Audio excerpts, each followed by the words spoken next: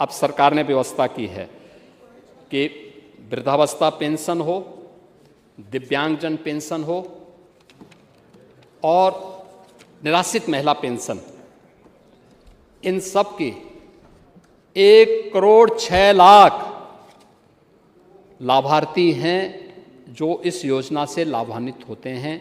12,000 रुपये सालाना हम दे रहे हैं और इस राशि को भी बढ़ोतरी करने के लिए धनराशि की व्यवस्था हमने बजट में कर दी है। ये कार्यक्रम भी इसके साथ होंगे और ये पैसा डीबीटी के माध्यम से उनके अकाउंट में जाता है। अब ये बीच में बाबूगिरी नहीं होती है।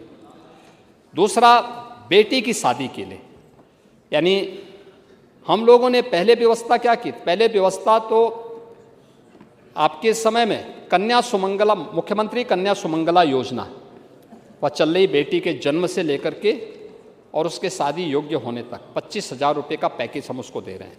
26 लाख बेटियां उससे लाभान्वित हो रही हैं। लेकिन मुख्यमंत्री सामूहिक विवाह योजना भी उसके साथ थी। पहले चरण में हमने 31,000 रुपये दिए थे, बाद में उसको राशि बढ़ाकर 51,000 किया और अब इस राशि को बढ़ाकर के 1 लाख रुपये हम लोगों ने कर दिया है। और यह राशि जो वार्षिक आय पहले 1 लाख थी, अब उसको बढ़ाकर के 3 लाख किया जा रहा है। यानी 3 लाख रुपये तक की परिवार का कोई भी व्यक्ति आकर के वहाँ पे अपना रजिस्ट्रेशन करवाएं और इस योजना से वह लाभान्वित हो सकता है। इसको हम करेंगे और इसमें कहीं कोई समस्या नहीं होगी। दूसरा, पूर्व दसम और दसमोत्तर छात्रवृत्ति और शुल्क प्रतिपूर्ति के लिए पहले आय सीमा अब तक 2 लाख रुपए थी, हम इसको बढ़ा करके 2.5 लाख रुपए कर रहे हैं, जिससे ज्यादा छात्र इस योजना से लाभान्वित हो सके।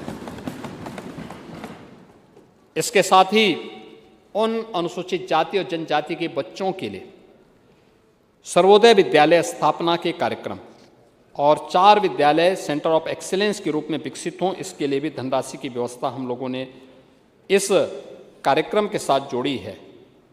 हम लोगों ने कोविड कालखंड में मुख्यमंत्री अभ्युदय कोचिंग की स्कीम जारी की थी और मुझे बताते हुए प्रसन्नता है कि इस मुख्यमंत्री अभ्युदय स्कीम के अंतर्गत यूपीएससी में 59, यूपी पीसीएस में 136, नीट आईआईटी जेई में 771 बच्चों का चयन हुआ है इस कोचिंग के माध्यम से, जिन बच्चों ने इन योजनाओं का लाभ प्राप्त किया है।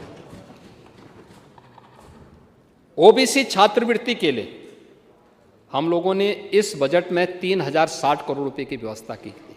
पांडे जी, जब आपकी सरकार थी ना, यह पैसा केवल 1,500 करोड़ के आसपास था, आज ये उससे दुगने से अधिक हो गया है। और हम लोगों ने यहाँ पे इस बजट में विवाह अनुदान की राशि को भी इसके साथ यहाँ पे इसकी धनराशि की व्यवस्था की है। ओबीसी छात्रों के लिए कंप्यूटर ट्रेनिंग के लिए भी धनराशि की व्यवस्था की है और अन्य स्कीम के अंतर्गत भी यहाँ पर इस व्यवस्था के साथ हमने जोड़ने का काम यहाँ इस बजट में इसका प्रावधान किया गया है। दिव्यांग छात्राओं के लिए, उन बेटियों के लिए जो दिव्यांग हैं, उनके लिए इलेक्ट्रिक ट्राइसाइकिल के लिए भी धनराशि की व्यवस्था की है, क्योंकि डीजल का खर्चा उठा पाने में वो परिवार सक्षम नहीं हो पाता था, सभी परिवार नहीं हो पाते थे।